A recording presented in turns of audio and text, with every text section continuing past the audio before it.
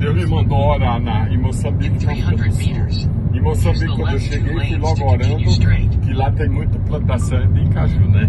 Aí eu orei, quando eu voltei, 3 meses depois, o irmão escreveu: pastor, eu volto para parar a chuva. Aí eu passei 12 dias na volta lá na África do Sul, em Johannesburg, que eles chamam Joburg. Aí o pastor desce com aqui, eu falei: vou orar.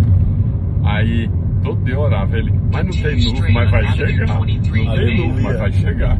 Aí antes de eu viajar, o que aconteceu? Chuva. Aleluia. Aleluia. Eu